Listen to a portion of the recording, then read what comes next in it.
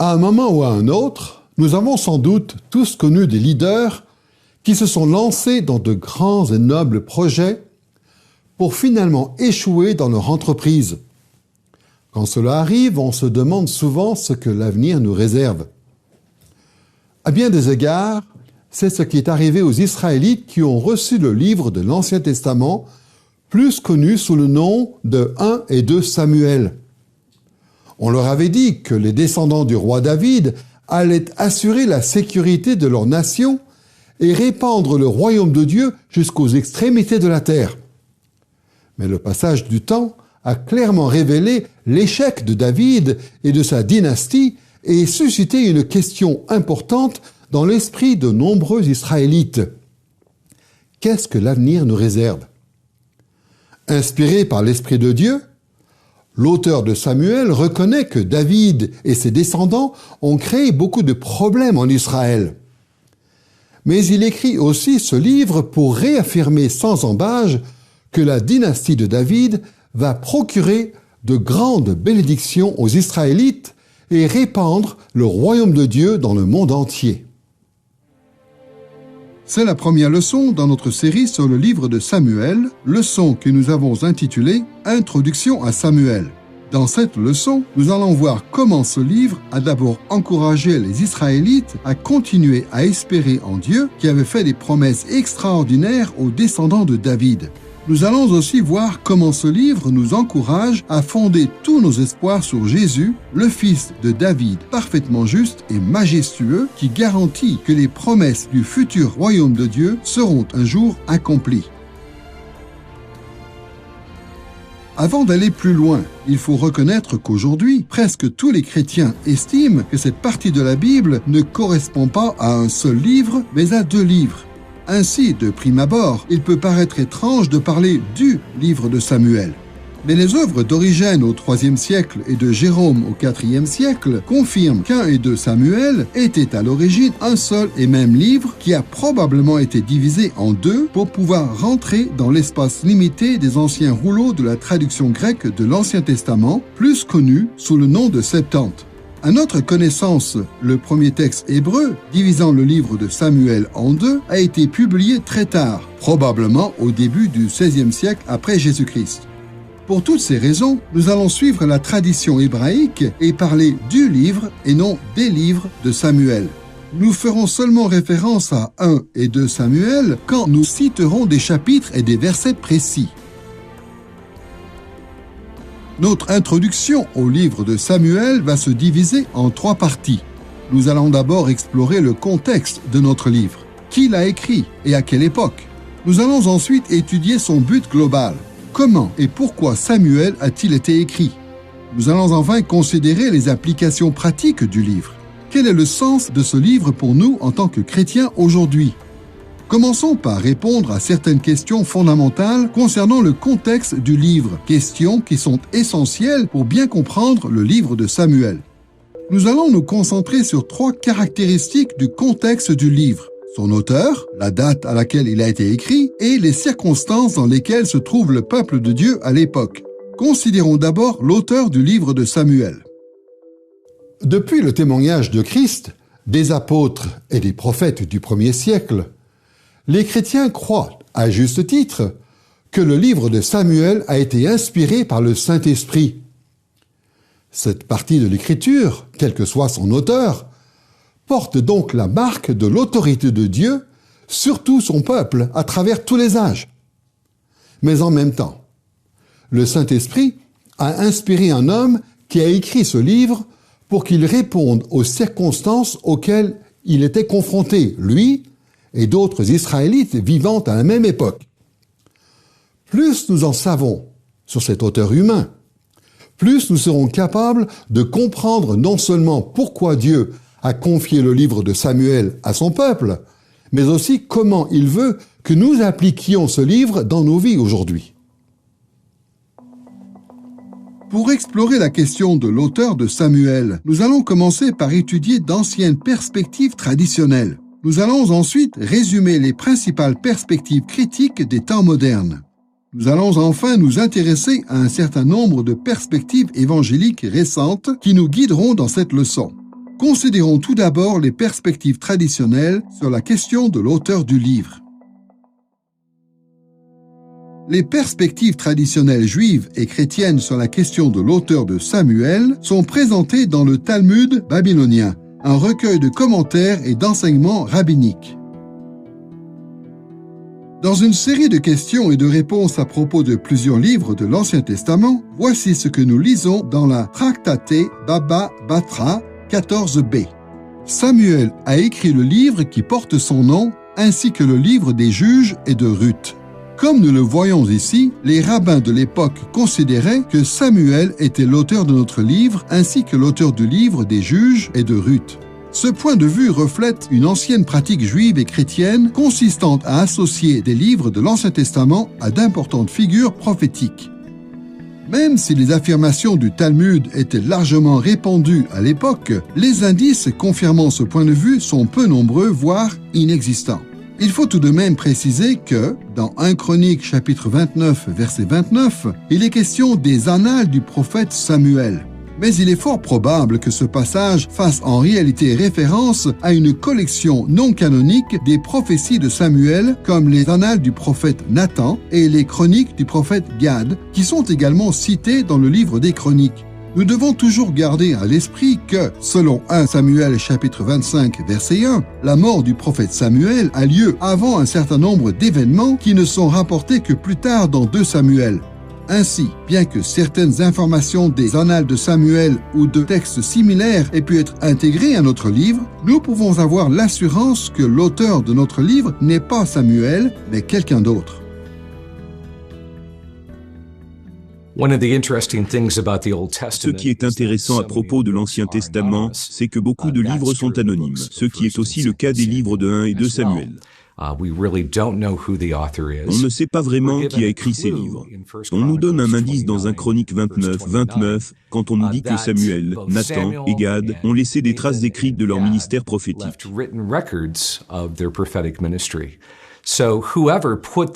Ainsi, celui qui a définitivement mis en forme 1 et 2 Samuel a dû avoir accès aux documents originaux et même aux paroles de Samuel. Mais dans la mesure où, à partir de 1 Samuel 25 environ, Samuel est mort, il est évident qu'il n'a pas pu achever les 2 volumes qui portent son nom. De nos jours, il est peu courant de rencontrer des spécialistes qui défendent des perspectives traditionnelles sur la question de qui est l'auteur de Samuel. Plusieurs commentateurs modernes plaident plutôt la cause de perspectives critiques sur cette question, perspective largement défendue par des spécialistes modernes qui rejettent la pleine autorité de l'écriture. Comme nous l'avons déjà dit dans d'autres séries, la plupart des commentateurs critiques modernes ont été profondément influencés par les perspectives de Martin Noth. Le livre de Noth, intitulé The Deuteronomistic History, a été publié pour la première fois en allemand en 1943.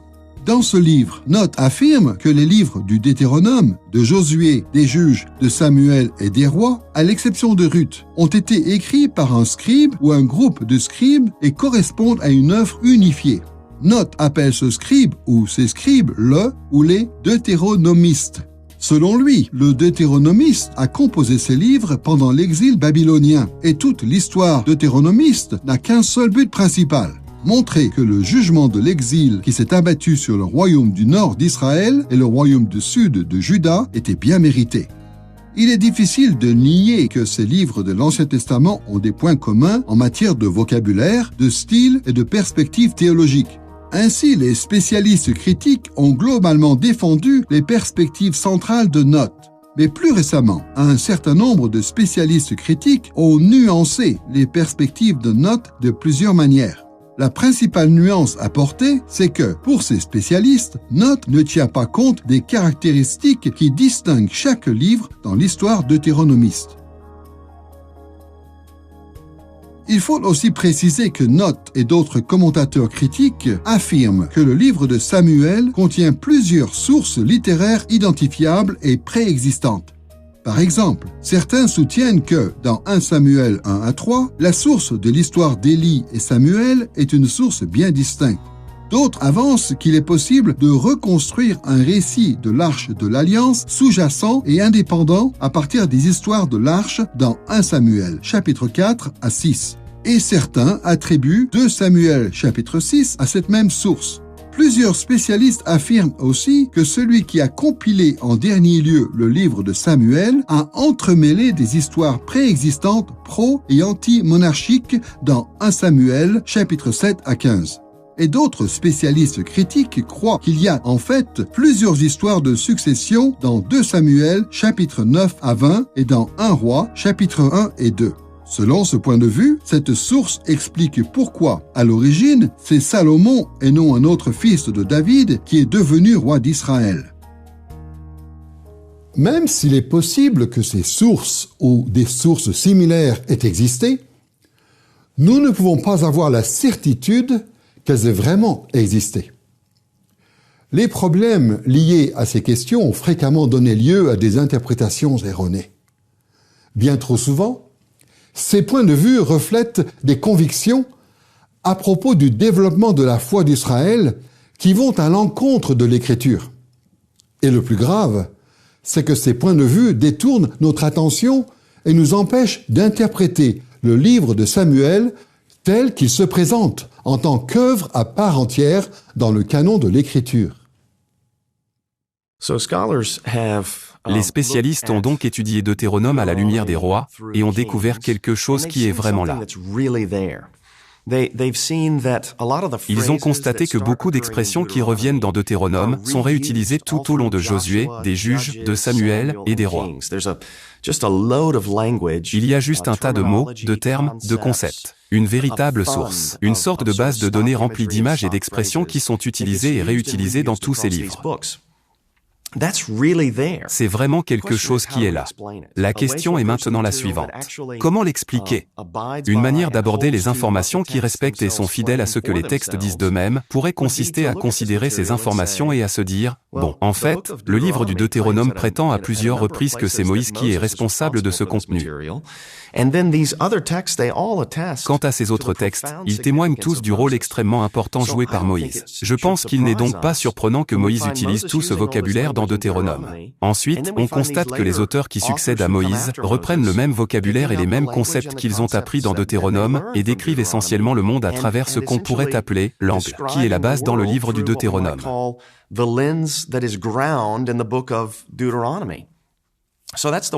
Voilà donc comment j'expliquerai l'existence de ces textes. Je pense qu'il y a une meilleure façon, une façon plus biblique, de rendre compte de tous ces mots et de toutes ces images qui sont tirées du Deutéronome que l'hypothèse deutéronomiste.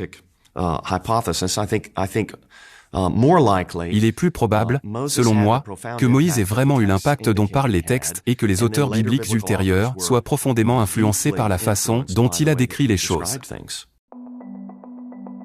En gardant à l'esprit ces perspectives traditionnelles et critiques sur la question de l'auteur de Samuel, intéressons-nous aux différentes perspectives évangéliques que nous suivrons dans cette série. Ces perspectives sont largement répandues parmi les spécialistes modernes qui défendent la pleine autorité de l'Écriture. La caractéristique principale des perspectives évangéliques, c'est que notre point de vue sur la question de l'auteur est, autant que faire se peut, déterminé par le témoignage des Écritures. Le problème, c'est que rien ni personne ne révèle l'identité de l'auteur de Samuel, ni le livre de Samuel, ni aucun texte de l'Ancien ou du Nouveau Testament. Notre livre est anonyme. Nous ne pouvons donc pas savoir avec certitude qui a écrit ce livre. Mais quand on étudie son contenu, on distingue au moins 2 idées importantes à propos de l'auteur. Il faut tout d'abord remarquer que l'auteur de Samuel est un homme qui a compilé ses sources. Ce que nous voulons dire par là, c'est qu'il ne s'est pas assis et n'a pas écrit son livre de novo ou à partir de rien. Il a plutôt rédigé en entremêlant soigneusement ses propres documents et des sources écrites antérieures. Il faut bien entendu veiller à ne pas tomber dans le piège des perspectives souvent très spéculatives défendues par les spécialistes critiques en la matière. Mais nous savons que d'autres livres bibliques historiques, comme les Rois et les Chroniques, citent souvent des documents écrits que leurs auteurs ont consultés au préalable. Et on peut dire la même chose à propos de notre auteur. Dans 2 Samuel chapitre 1 verset 18, il est explicitement question, au minimum, du livre ou rouleau du juste, une source écrite antérieure qui est également mentionnée dans Josué chapitre 10 verset 13. En outre, les points communs entre 2 Samuel chapitre 22 et le psaume 18 suggèrent fortement que notre auteur a intégré un psaume bien connu de la cour de David dans son livre. Enfin, le titre « Dernière déclaration de David » qui se trouve au début de 2 Samuel chapitre 23 versets 1 à 7 indique que notre auteur s'est inspiré de documents officiels préexistants issus de la cour de David. Tous ces exemples indiquent que, tout comme un certain nombre d'autres auteurs bibliques, l'auteur de Samuel a utilisé des sources écrites qui existaient déjà à l'époque pour écrire son livre. Le fait de savoir que notre auteur a compilé plusieurs sources différentes est important, car cela altère notre interprétation de Samuel de plusieurs manières.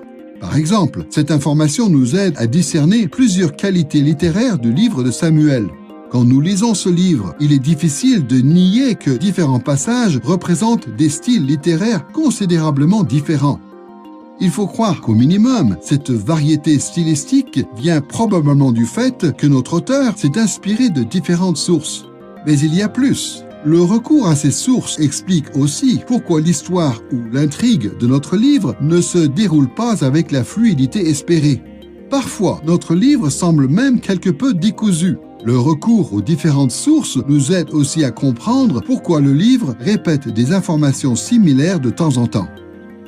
En outre, le fait que notre auteur dépende de sources écrites clarifie certaines références temporelles qui apparaissent dans notre livre. Au moins à 7 reprises, le livre de Samuel précise que certaines circonstances ont continué à être vraies jusqu'à ce jour. Comme nous l'avons vu dans d'autres séries, cette même expression revient dans les livres du Deutéronome, de Josué, des Juges et des Rois. Et dans certains cas, comme dans 1 Roi chapitre 8, verset 8, l'expression « jusqu'à ce jour » fait clairement référence à une source antérieure et non à l'époque où le livre a été achevé. Pour toutes ces raisons, et pour des raisons similaires, alors que nous étudions le livre de Samuel, nous devons toujours garder à l'esprit que notre auteur a modifié et intégré dans son livre des textes qui ont été écrits antérieurement.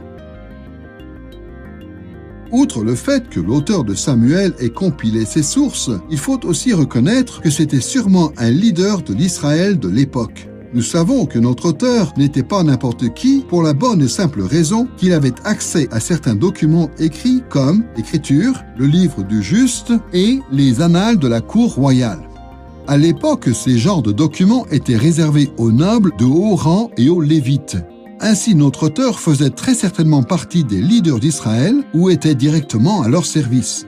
Le statut social de notre auteur nous fournit des perspectives importantes au fur et à mesure que nous explorons le livre de Samuel. Par exemple, on se rend très vite compte que notre auteur est un leader d'Israël qui écrit pour d'autres leaders d'Israël. Il n'a pas écrit son livre pour l'Israélite moyen. À l'époque, la littérature n'était pas publiée et distribuée à grande échelle. Et même si les écrits de Samuel avaient été accessibles à tous, la plupart des Israélites n'auraient pas été capables de les lire. C'était plutôt aux nobles, aux Lévites, aux anciens et aux autres leaders que revenait la tâche consistante à se familiariser avec son livre, à diffuser et appliquer son contenu dans la vie des Israélites moyens. En outre, le fait que notre auteur soit un leader écrivant à d'autres leaders nous permet d'apprécier l'intérêt de son livre pour la nation. Le livre de Samuel parle bien évidemment des différents défis auxquels étaient régulièrement confrontés les hommes, les femmes et les enfants ordinaires de l'époque. Mais en tant que leader d'Israël, notre auteur s'intéresse principalement aux questions politiques et religieuses auxquelles toute la nation doit faire face. Et c'est vers ce genre de questions que notre interprétation de son livre doit s'orienter. Après avoir étudié la question de l'auteur du livre de Samuel, intéressons-nous maintenant à une deuxième dimension du contexte du livre, la date de sa composition finale. Quand le livre de Samuel a-t-il été écrit ? Nous avons déjà mentionné que certains commentateurs ont identifié différentes périodes historiques permettant d'identifier l'auteur de Samuel. Les Juifs et les chrétiens de l'époque estimaient que notre livre avait été écrit dans une période rapprochée des fêtes qui ont eu lieu autour du Xe siècle avant Jésus-Christ. En revanche, la plupart des commentateurs critiques modernes affirment que notre livre a pris sa forme finale pendant l'exil babylonien. En fait, on ne peut pas vraiment savoir à quelle date précise la rédaction du livre de Samuel a été achevée. Cependant, comme pour beaucoup de livres de l'Ancien Testament, il est possible de déterminer quand notre auteur a achevé son livre, allant du plus tôt au plus tard. Commençons en essayant de déterminer à quelle époque Samuel a pu être écrit au plus tard. La meilleure façon de déterminer cette date consiste à identifier la place qu'occupe ce livre dans ce qu'on appelle l'histoire primitive d'Israël. Cette histoire renvoie aux événements rapportés de la Genèse au livre des Rois, à l'exception du livre de Ruth. Tous ces livres forment une chaîne d'événements imbriqués car chaque livre reprend l'histoire là où le livre précédent se termine. Les 5 premiers livres, Genèse, Exode, Lévitique, Nombre et Deutéronome, datent de l'époque de Moïse et forment les premiers maillons de cette chaîne de l'histoire primitive. Les livres suivants, Josué, Juges, Samuel et Rois, forment la partie deutéronomiste de cette même histoire. Tous ces livres dépendent beaucoup des perspectives théologiques du livre du Deutéronome. Josué commence avec la mort de Moïse et continue jusqu'à la mort de Josué. Le livre des Juges rapporte des événements qui vont au-delà de la mort de Josué. Samuel commence en racontant l'ascension de Samuel, le dernier juge d'Israël, et se termine par le règne de David. Le livre des Rois reprend le récit là où Samuel se termine en commençant par la mort de David et en se terminant par l'exil babylonien. Quand on compare Samuel au premier chapitre des Rois, une chose devient évidente. L'auteur des Rois connaît le récit de la vie de David telle qu'elle est rapportée dans le livre de Samuel. Ce facteur suggère donc fortement que la rédaction du livre de Samuel a dû être achevée avant que le livre des Rois ne soit écrit. Cette observation est importante car elle nous permet d'être quasiment sûrs de l'époque à laquelle le livre des Rois a été écrit. Le livre se termine au chapitre 25, des versets 27 à 30, quand Jéhoïakim, le descendant de David, est libéré de prison à Babylone en 561 avant Jésus-Christ. En outre, le livre des Rois ne fait pas mention du retour de l'exil babylonien en 538 avant Jésus-Christ. Pour toutes ces raisons, on peut raisonnablement conclure que le livre des Rois a été écrit entre 561 et 538 avant Jésus-Christ. Et, dans la mesure où le livre de Samuel a été achevé avant le livre des Rois, il est prudent de conclure que le livre de Samuel a été écrit en 538 avant Jésus-Christ au plus tard, c'est-à-dire avant la fin de l'exil babylonien. Il est difficile de savoir avec précision quand 1 et 2 Samuel ont été écrits et quand ces livres ont pris leur forme finale. Mais quand on lit 1 et 2 Samuel à la lumière de tout l'Ancien Testament, on a quelques indices qui nous permettent au moins de savoir quand ces livres ont pris leur forme finale au plus tard. En fait, quand on lit un Chronique, on constate que ce livre s'inspire beaucoup de 1 et 2 Samuel et présuppose une connaissance des faits. Et dans la mesure où 1 et 2 Chroniques ont été écrits après l'exil, quand les exilés sont rentrés à Jérusalem, tout ce qu'on peut dire, c'est que les livres de 1 et 2 Samuel ont sûrement pris leur forme finale avant cet événement. The most we could say is that it was certainly in its final form before then. But we also see other indications. Mais nous devons aussi tenir compte d'autres indices qui, tout au long de l'écriture, nous permettent de prendre connaissance de différents éléments qui se trouvent dans 1 et 2 Samuel. On a connaissance de l'alliance davidique qui est reflétée, par exemple, dans le psaume 89. On a donc très certainement connaissance de traditions dont nous constatons l'existence dans 1 et 2 Samuel, qui semblent de choses dont on a sûrement conscience, pendant l'exil et après l'exil. Mais quand il s'agit de savoir quand le livre a pris sa forme finale, tout ce qu'on peut dire, c'est qu'il a été achevé avant l'exil. En gardant à l'esprit quand l'exil babylonien a eu lieu au plus tard, intéressons-nous maintenant à l'époque à laquelle le livre de Samuel a pu être écrit au plus tôt. Comme nous allons le voir, le contenu de Samuel suggère fortement que ce livre n'a pas pu être écrit plus tôt que la période de la monarchie divisée. Comme il est dit dans l'Écriture, en 930 avant Jésus-Christ, Jéroboam I a entraîné les tribus du nord d'Israël dans une rébellion contre la dynastie de David. Cette rébellion a contribué à la formation du royaume du nord d'Israël, ou d'Éphraïm, comme on l'appelle souvent, aux côtés du royaume du sud de Juda. Et à de nombreuses reprises, l'auteur de Samuel indique qu'il est au courant de cette division du peuple de Dieu en deux royaumes. Par exemple, dans 1 Samuel chapitre 11 verset 8, l'auteur fait une distinction entre les Israélites et les hommes de Juda. Dans 1 Samuel chapitre 18 verset 16, il indique que tout Israël et Juda aimaient David. De la même manière, nous lisons dans 2 Samuel chapitre 5 verset 5 que David a régné sur tout Israël et Juda. Dans 2 Samuel chapitre 12 verset 8, Dieu déclare qu'il a donné à David la maison d'Israël et de Juda. Et dans 2 Samuel chapitre 21 verset 2, l'auteur mentionne le zèle de Saül pour les fils d'Israël et de Juda. Et dans 2 Samuel chapitre 24 verset 1, nous constatons qu'Israël et Juda correspondent à toutes les tribus décrites. La répétition de cette distinction entre Israël et Juda suggère fortement que l'auteur de Samuel n'a pas pu écrire son livre avant la division du royaume entre Israël et Juda en 930 avant Jésus-Christ.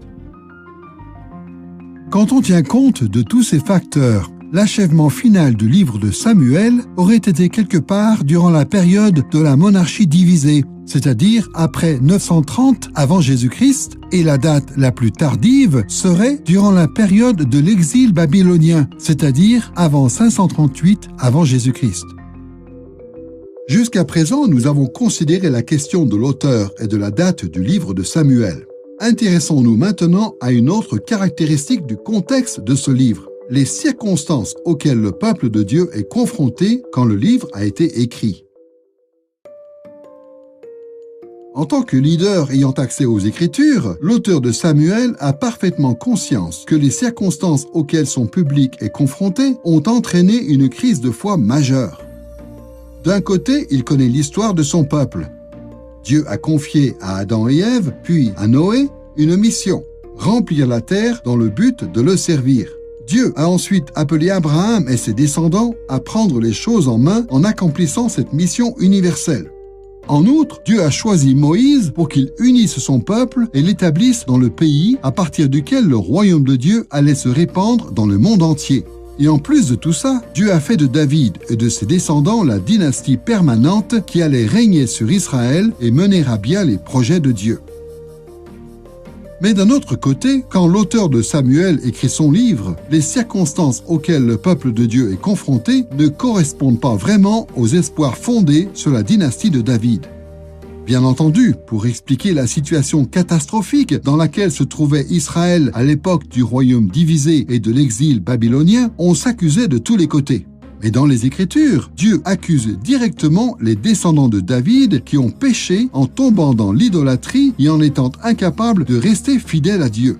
Dans des passages comme 1 Roi chapitre 11 versets 29 à 40 et chapitre 12 versets 1 à 24, la responsabilité du royaume divisé incombe directement à la dynastie davidique. Et des passages comme 2 Rois chapitre 20 versets 12 à 19 et chapitre 21 versets 10 à 15 indiquent clairement que l'exil babylonien résulte principalement de l'échec de cette dynastie. Les échecs des descendants de David ont ébranlé la foi du peuple de Dieu jusqu'à l'os. Ils ont vu tous leurs espoirs anéantis par le jugement de la dynastie royale. Peut-être que Dieu s'est détourné des descendants de David. Peut-être le peuple s'est-il trompé depuis le début. Et c'est dans ces circonstances troublées que Dieu appelle l'auteur de Samuel à écrire son livre. Samuel écrit pour renouveler les espoirs qu'Israël a fondés sur la dynastie de David.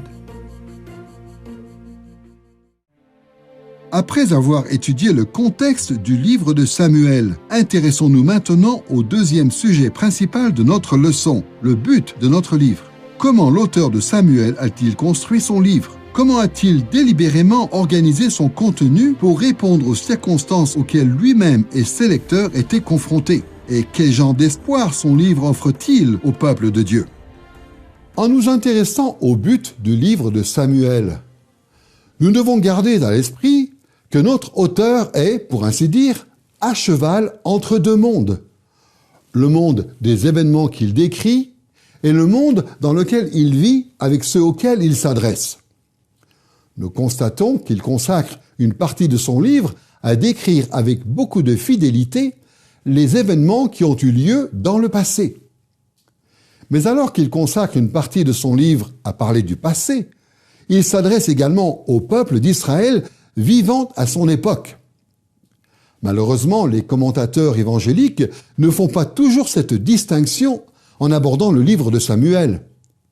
Ainsi, avant d'aller plus loin, prenons le temps d'examiner ces deux influences qui concernent le but du livre. D'un côté, sous l'inspiration du Saint-Esprit, l'auteur de Samuel est déterminé à fournir à ses lecteurs un compte-rendu précis de ce qui s'est passé bien avant qu'il ait commencé à écrire son livre. Il parle de ce que nous appellerons ce monde, le monde des événements historiques rapportés dans son livre.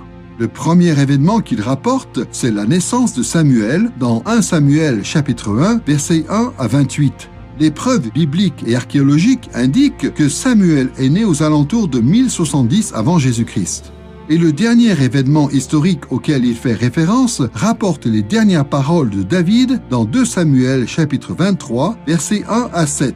Ce discours est probablement l'une des dernières déclarations officielles de David en tant que roi, déclaration qu'il a faite peu de temps avant sa mort en 970 avant Jésus-Christ.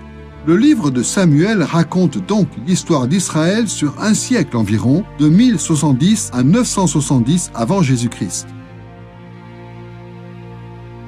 On ne peut assez surestimer l'importance de cette période dans le développement du royaume de Dieu à l'époque de l'Ancien Testament. C'est une période de transition majeure en Israël. À l'époque de la naissance de Samuel, Israël est dans un état chaotique en raison de l'échec des juges et des Lévites, les leaders de l'époque. Quand David prononce ces dernières paroles, Dieu a établi sa descendance en tant que dynastie permanente sur toutes les tribus d'Israël. En écrivant son livre, l'auteur de Samuel cherche à expliquer comment un certain nombre d'événements cruciaux ont entraîné de tels changements dramatiques en Israël. Comme nous venons de le dire, les événements rapportés dans le livre de Samuel font tous partie de ce que nous appellerons ce monde. Mais d'un autre côté, l'auteur de Samuel est aussi déterminé à répondre aux circonstances dans lesquelles lui et ses lecteurs vivent à l'époque. Nous appellerons ce monde leur monde, le monde de l'auteur et de ses lecteurs qui ont vécu bien après les événements historiques rapportés dans le livre. Qu'il s'agisse de la monarchie divisée ou de l'exil babylonien, notre auteur raconte ce qui s'est passé dans ce monde pour que le peuple de Dieu puisse tirer certains enseignements pour leur monde. Et c'est cet objectif qui a profondément façonné l'intention de l'auteur. Au lieu de rédiger un compte-rendu froid et détaché du passé, il compose son récit pour répondre aux défis auxquels sont confrontés ses premiers lecteurs.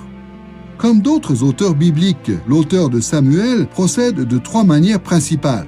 Il fournit d'abord à ses lecteurs certaines informations concernant le contexte historique, les origines historiques des réalités auxquelles le peuple est confronté à l'époque. Il décrit ensuite les personnages de son livre, des modèles à suivre ou à rejeter. Il rapporte ensuite certains événements de ce monde, révélant qu'ils annoncent ce que vivent ses lecteurs dans leur monde. Ainsi, il donne à ses lecteurs certaines directives pour les aider à affronter les défis auxquels ils font face. Nous allons explorer l'intention de l'auteur de notre livre en 2 étapes. Nous allons d'abord étudier la structure et le contenu du livre à grande échelle. Nous allons ensuite voir comment cette structure et ce contenu révèlent l'intention globale de l'auteur pour son livre. Commençons par faire un survol de la structure et du contenu du livre de Samuel. Le livre de Samuel est tellement complexe qu'il serait facile de se perdre dans ses nombreux détails. On pourrait tellement s'y perdre qu'on en oublierait presque que l'auteur est très sélectif dans ce qu'il écrit et que son livre a été en fait habilement composé. En réalité, l'auteur de Samuel, qui a seulement écrit à propos de quelques personnes et de quelques événements, a soigneusement composé son livre afin d'atteindre ses objectifs.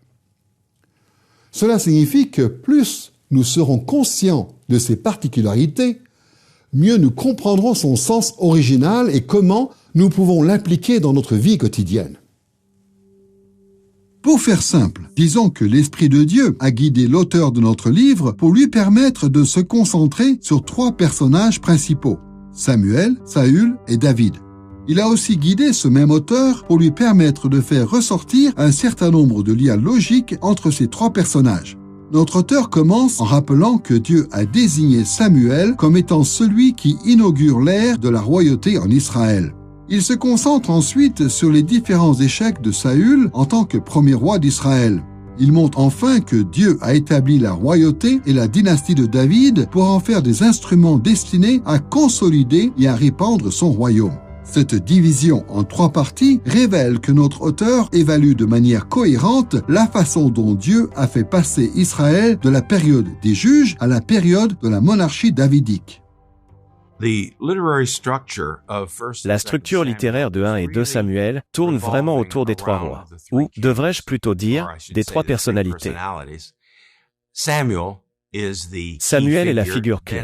Puis c'est au tour de David de devenir le personnage principal, puis Saül est au centre de l'histoire quand il poursuit David dans tout le pays. Enfin, à la fin de 1 Samuel, Saül meurt et 2 Samuel est construit autour de David. Ce sont donc ces 3 personnages qui confèrent aux 2 livres leur structure. Si l'on garde à l'esprit les temps forts de notre livre, on constate qu'à grande échelle, le livre de Samuel se divise en 3 parties principales. La période pré-royale impliquant Samuel, dans 1 Samuel chapitre 1 à 7, l'échec de la royauté de Saül, de 1 Samuel chapitre 8 à 2 Samuel chapitre 1, et la longue royauté de David, dans 2 Samuel chapitre 2 à 24. Considérons d'abord la période pré-royale impliquant Samuel. Dès le départ, il est important de remarquer que notre auteur idéalise Samuel. Autrement dit, il le considère comme un don du ciel et comme un homme au caractère moral exemplaire. En fait, selon notre livre, Samuel est un homme tellement idéal qu'il a non seulement été béni par Dieu, mais que tout Israël a été béni à travers lui. Bien sûr, notre auteur et ses lecteurs connaissent ses Écritures et savent, comme l'expérience nous l'apprend, que Samuel est un pécheur. Nous pouvons donc avoir l'assurance que tout le monde est conscient de la complexité du caractère moral de Samuel. Mais au lieu d'attirer l'attention sur les défauts de Samuel, notre auteur le magnifie délibérément et encense le ministère que Dieu lui a confié. Et s'il exalte notre héros, c'est pour révéler la raison pour laquelle Dieu l'a envoyé, équipé et approuvé en tant que prophète, ayant inauguré la royauté en Israël en consacrant Saül puis David. Ce portrait hautement idéalisé de Samuel se divise en 2 sections principales. Nous avons d'abord un récit des premières années de Samuel, de sa naissance à son sevrage, de 1 Samuel chapitre 1 verset 1 au chapitre 2 verset 11. Dans ces chapitres, notre auteur insiste sur le fait que la naissance de Samuel est un miracle en réponse aux prières de sa mère, très pieuse, et que cette naissance marque le début d'une nouvelle ère pour Israël. Au début du livre de Samuel, nous faisons la connaissance d'un homme, Elkana, qui a 2 femmes, Anne et Pénina. Pénina a beaucoup d'enfants, mais Anne est stérile. Dans son chagrin, Anne prie et promet que, si Dieu lui donne un fils, elle le consacrera à son service pour le restant de ses jours. Et Dieu répond miraculeusement à cette prière. Quand Anne donne naissance à Samuel, Israël est perdu dans la futilité de l'époque des juges, période caractérisée par le chaos et la décadence. Et quand Samuel arrive, le peuple a de bonnes raisons de croire que Dieu est sur le point d'envoyer un roi en Israël. Nous voyons qu'il y a de l'espoir au chapitre 2, verset 10, passage dans lequel Anne conclut sa louange adressée à Dieu pour la naissance de Samuel en ces termes. « Ceux qui contestent contre Dieu sont brisés. Du haut du ciel, il tonnera contre eux. Il jugera les confins de la terre. Il donnera la puissance à son roi et il élèvera l'homme qui, de sa part, a reçu l'onction d'huile. » À une époque où Israël est confronté à un grand désarroi interne et où les envahisseurs étrangers sèment le trouble dans le pays, Anne fait preuve d'une foi remarquable. La naissance miraculeuse de Samuel lui donne l'assurance que ceux qui contestent contre Dieu seront brisés et que Dieu tonnera contre eux. En outre, Anne croit que Dieu va juger les confins de la terre. Il va répandre son autorité royale au-delà des frontières d'Israël en jugeant toutes les nations. Mais remarquons aussi la façon dont Dieu va répandre son royaume dans le monde entier selon Anne, en donnant la puissance à son roi, c'est-à-dire en lui accordant la victoire sur ses ennemis. Avant l'époque de Samuel, Israël n'avait jamais eu de roi. Mais par l'intermédiaire de la louange d'Anne, notre auteur annonce la contribution la plus importante de Samuel à l'histoire d'Israël. Dès sa naissance, Samuel est en effet appelé à inaugurer l'ère de la royauté dans le pays. La deuxième section consacrée à la période pré-royale de Samuel se trouve du chapitre 2, verset 12 au chapitre 7, verset 17, où nous assistons à un passage de témoin entre Élie et ses fils et Samuel. Comme Samuel, Élie et ses fils sont tous issus de la tribu de Lévi. Les derniers chapitres du livre des Juges nous apprennent qu'à l'époque, un certain nombre de Lévites ont été infidèles et ont entraîné Israël dans la désobéissance à la loi de Dieu, ce dont s'étaient rendus coupables Élie et ses fils qui servaient le Seigneur quand l'arche de l'Alliance était à Silo. Mais le passage de témoin entre les fils d'Élie et Samuel représente un nouveau jour pour Israël. Dans ces chapitres, notre auteur indique clairement que c'est Dieu lui-même qui a décrété ce passage de témoin au sein de cette institution centrale qu'est l'autorité lévitique. L'humilité et la justice qui caractérisent le service de Samuel lui permettent d'être élevé au rang le plus élevé de la prophétie lévitique en Israël. Et une fois ce statut atteint, il permet à la nation d'Israël d'entrer dans une nouvelle période de son histoire, la période de la royauté. The Book of Judges is an interesting book. Le livre des juges est un livre intéressant, car, dans ce livre, Dieu suscite des juges qui deviennent des leaders d'Israël dans toute une série de circonstances. Quand le peuple est en guerre, quand il doit résoudre des litiges en son sein, et ainsi de suite.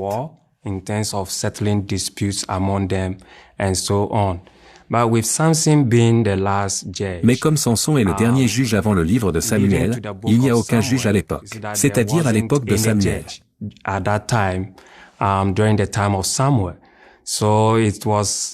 C'est donc un peu comme si le pays était sans chef à cette époque. Mais le livre de Samuel parle de la naissance de Samuel qui devient le chef des Israélites. Et, dans ce sens, un juge comme les juges précédents, d'une certaine manière, c'est-à-dire quelqu'un capable de les mener au combat, de résoudre des litiges et de faire d'autres choses.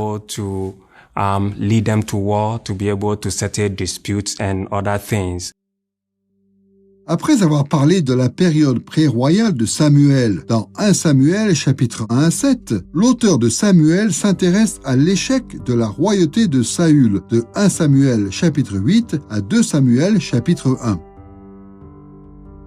Dans l'ensemble, notre auteur établit un contraste étonnant entre Samuel et Saül en offrant une description remarquablement négative de Saül. Nous savons, grâce à l'écriture et l'expérience, que Dieu accorde sa grâce même aux pires des pécheurs pour que leur vie ne tombe pas totalement en ruine. Et notre auteur reconnaît que Dieu a choisi Saül et que Samuel l'a consacré roi. Il remarque aussi que Dieu a béni Saül en lui accordant le soutien de toutes les tribus d'Israël et plusieurs succès militaires au début de son règne.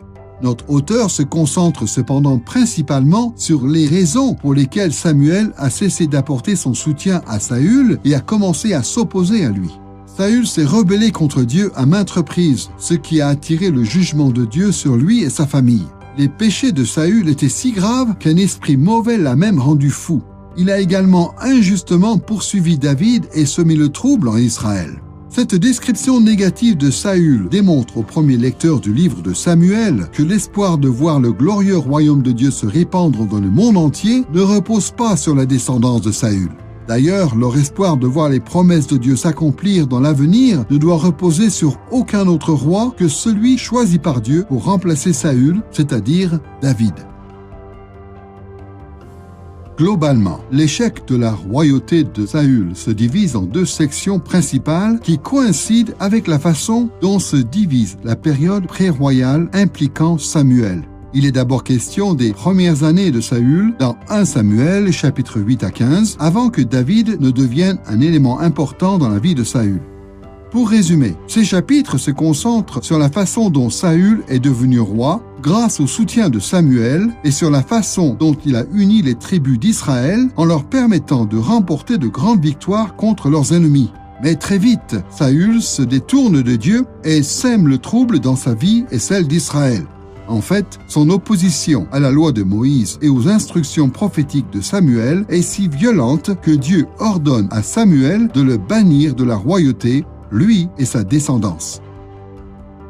Écoutons ce qui est dit dans 1 Samuel chapitre 15, versets 28 et 29, passage dans lequel Samuel annonce le jugement qui va s'abattre sur Saül et sa famille. Alors Samuel lui déclara: « C'est ainsi que l'Éternel t'arrache aujourd'hui la royauté d'Israël pour la donner à un autre qui est meilleur que toi.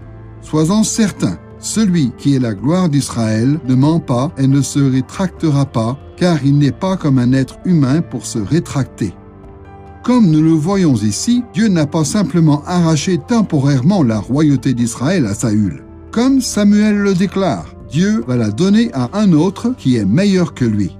Et Dieu, la gloire d'Israël, n'est pas comme un être humain pour se rétracter ou pour se repentir, comme il est souvent dit dans certaines traductions. Peu importe ce qui arrivera plus tard, Dieu a décidé de rejeter la dynastie de Saül et ne va pas revenir sur sa décision. Il va donner la royauté d'Israël à un autre, c'est-à-dire à David. Après avoir décrit les premières années de Saül de cette manière, notre auteur passe à la deuxième grande section consacrée à l'échec de la royauté de Saül, c'est-à-dire au passage de témoin qui a lieu de 1 Samuel chapitre 16 à 2 Samuel chapitre 20. Tout comme Dieu approuve le passage de témoin entre les fils d'Élie et Samuel dans le cadre de l'autorité lévitique, Dieu approuve le passage de témoin entre Saül et David dans le cadre de l'autorité royale. Dans plusieurs confrontations entre Saül et David, il est évident que Saül mérite de tomber en disgrâce aux yeux de Dieu. Il est sous l'influence d'un mauvais esprit qui le rend fou. Il abuse à plusieurs reprises de son autorité royale. Il cherche injustement à faire mourir David. Et à la fin de sa vie, il consulte même les morts. Avec ses fils, il meurt donc au combat qui l'oppose aux Philistins. Mais pendant tout ce temps, Dieu bénit David qui demeure innocent et répond à la grâce de Dieu en faisant preuve de bonté envers Saül et en restant fidèle à Dieu. En comparant Saül et David de cette manière, l'auteur de Samuel démontre sans aucun doute que Dieu a totalement rejeté Saül et qu'il a suscité David pour le remplacer en tant que roi d'Israël. Saül et David sont des rois très différents. Et la principale différence, selon moi, c'est que l'un incarne le mauvais roi et que l'autre incarne le bon roi. En apparence, Saül a toutes les qualités requises pour être un grand roi. Il est décrit comme étant issu d'une famille prestigieuse. Il est décrit comme dépassant d'une tête tous les autres prétendants en Israël. En apparence, il a donc toutes les qualités requises, mais malheureusement, il échoue lamentablement, et ce, de plusieurs manières, en tant que roi du peuple de Dieu. Il montre qu'il a plus peur des hommes que de Dieu. Dieu a notamment ordonné à ces hommes de détruire une ville dans laquelle ils sont allés, et ils ont remporté la bataille avec l'aide de Dieu. Mais ils se sont réservés une partie du butin. C'est ce que les hommes, les soldats, ont fait, ce que le roi Saül a permis. Et Samuel lui indique clairement qu'en raison de sa désobéissance, le royaume va lui être repris. D'un autre côté, le roi David est très différent. Ce que je trouve intéressant, c'est que plus tard, quand Samuel se rend chez Isaïe, une autre famille, Dieu l'envoie pour consacrer le prochain roi d'Israël. Samuel demande donc à Isaïe d'aller chercher ses fils pour voir lequel d'entre eux Dieu va appeler. Isaïe fait donc venir 7 de ses fils, mais laisse David, son plus jeune, sur la touche. Ce dernier est simplement dans les champs en train de faire paître son troupeau.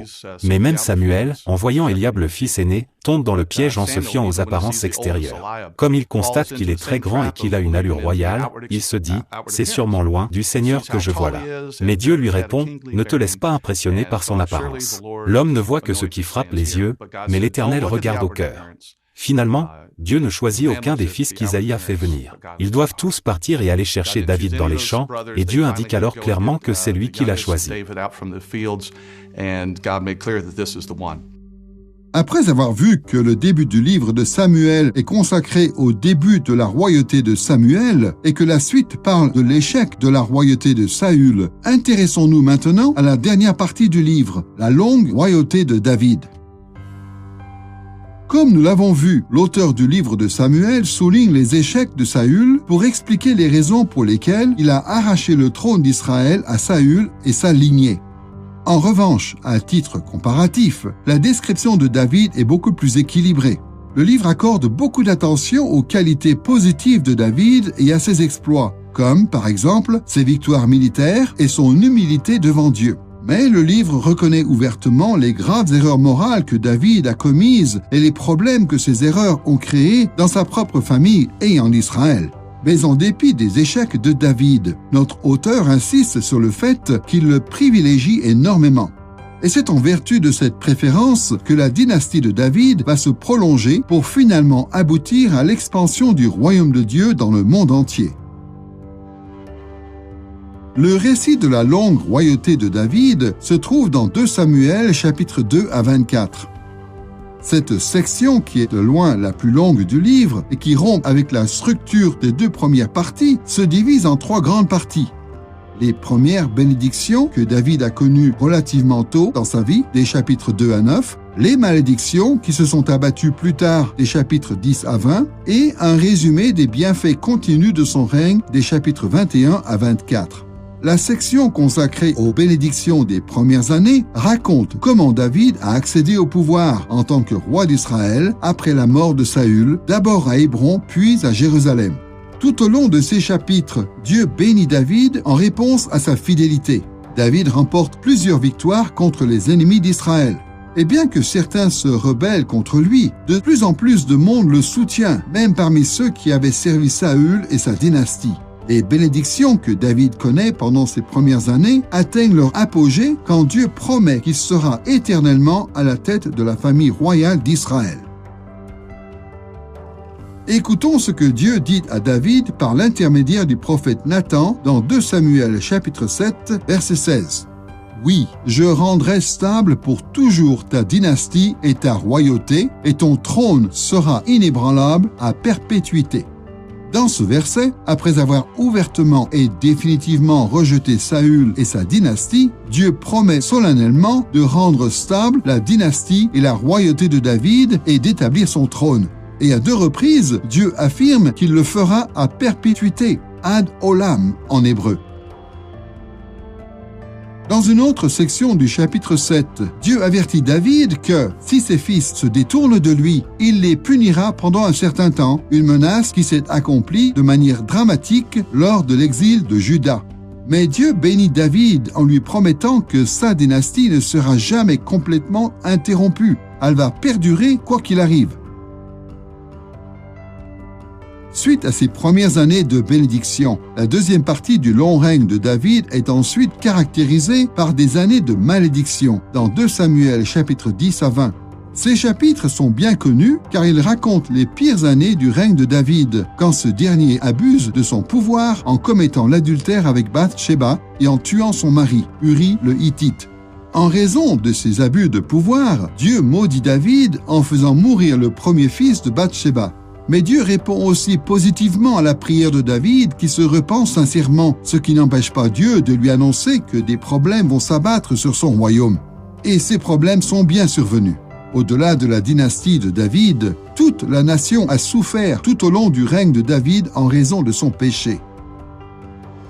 Pourtant, quand on lit 2 Samuel chapitre 12, versets 24 et 25, même pendant cette période du règne de David, Dieu tient ses promesses en permettant à la dynastie de David de perdurer. Écoutons ce qui est dit dans ce passage. Bath-Sheba eut de nouveau un fils qu'elle appela Salomon, le pacifique. L'Éternel l'aima et envoya le prophète Nathan adresser une parole de sa part à David. Aussi celui-ci appela l'enfant Yedida, bien-aimé de l'Éternel, à cause de l'Éternel.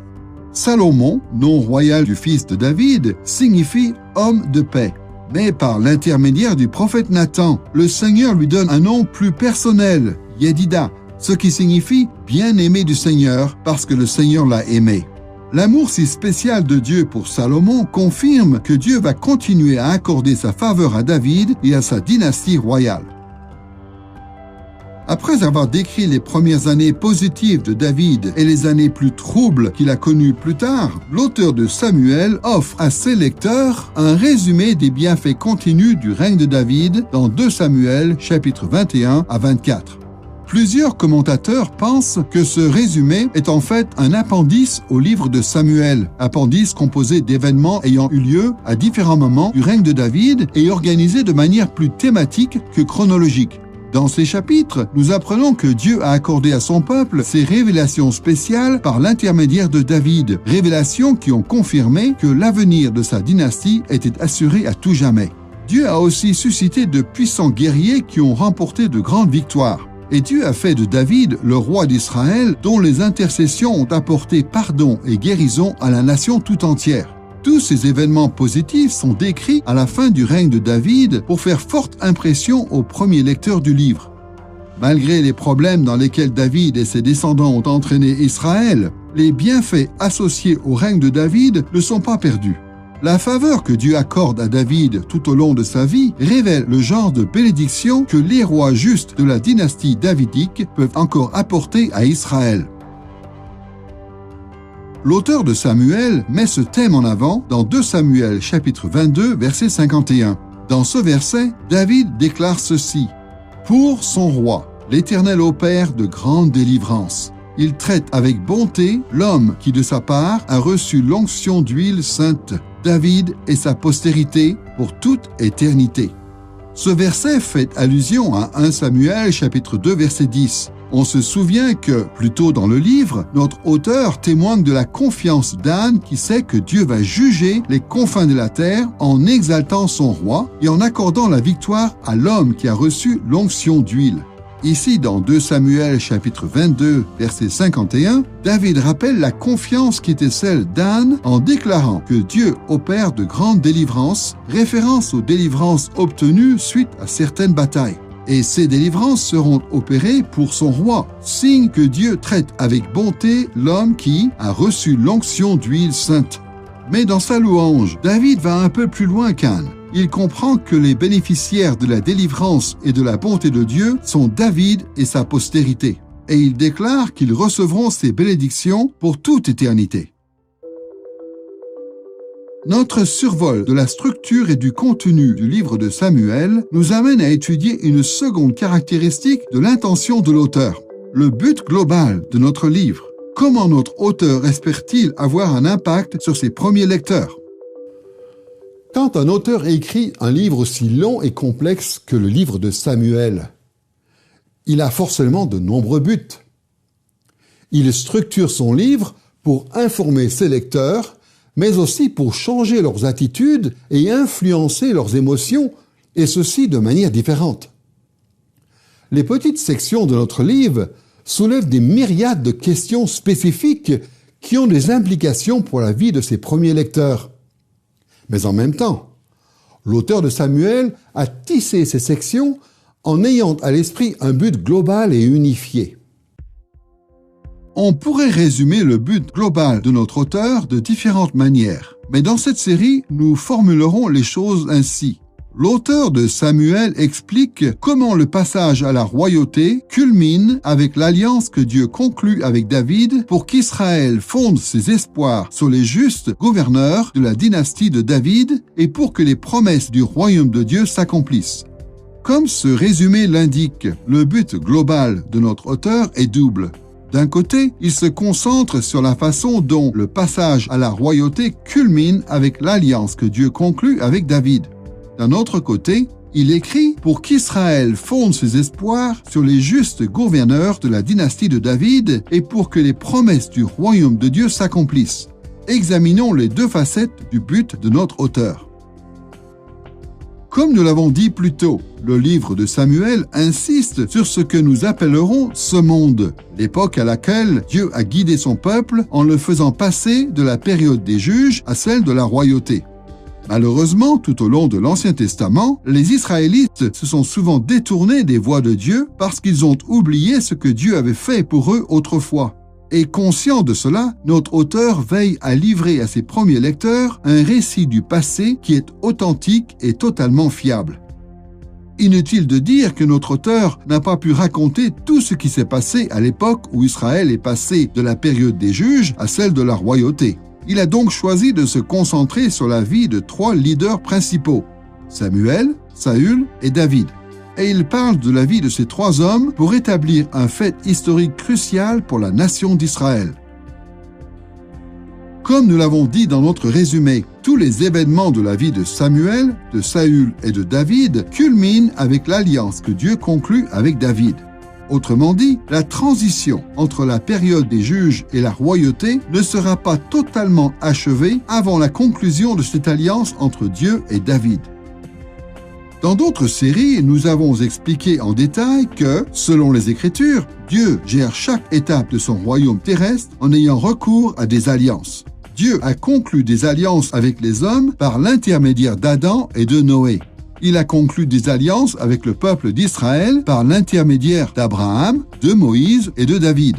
Et les prophètes de l'Ancien Testament prédisent que, quand les Israélites rentreront d'exil, Dieu va conclure une nouvelle alliance avec eux. Chacune de ces alliances insiste sur différents éléments qui sont adaptés aux époques auxquelles elles ont été conclues. Ainsi, de la même manière que chaque alliance incorpore les clauses des alliances précédentes, elles appliquent aussi ces mêmes clauses d'une nouvelle manière. Mais quoi qu'il en soit, c'est la bienveillance de Dieu qui est à l'initiative de toutes ces alliances et qui les entretient.